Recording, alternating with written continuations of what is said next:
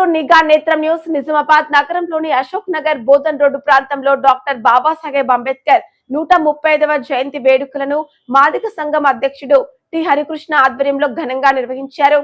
సందర్భంగా అంబేద్కర్ సేవలను స్మరించుకుంటూ ఆయన ఆశయాలను ప్రతి ఒక్కరూ ఆచరణలో పెట్టాలని నాయకులు పిలుపునిచ్చారు.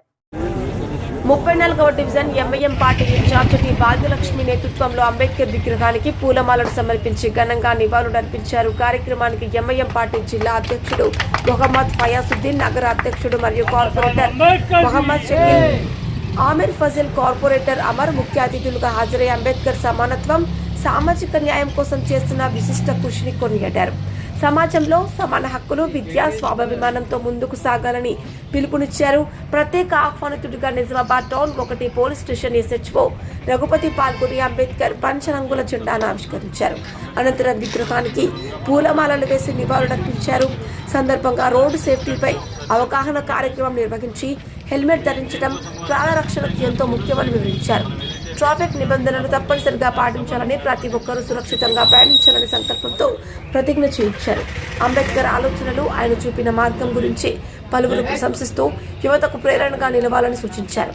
ఈ వేడుకల్లో కుల సంఘాల ప్రతినిధులు, ఎంఐఎం పార్టీ నాయకులు, కార్యకర్తలు మరియు స్థానిక కాలనీ పెద్దలు పెద్ద సంఖ్యలో పాల్గొని కార్యక్రమాన్ని విజయవంతం చేశారు.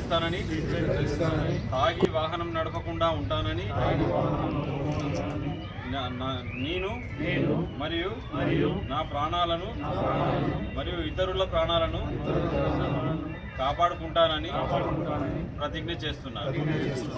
Thank you. बोलो बाबा साहब अंबेडकर बाबा साहब अंबेडकर बड़ुगु बलहीन वर्गाల ఐక్యత భారత రాజ్యాంగం జై భీమ్ జై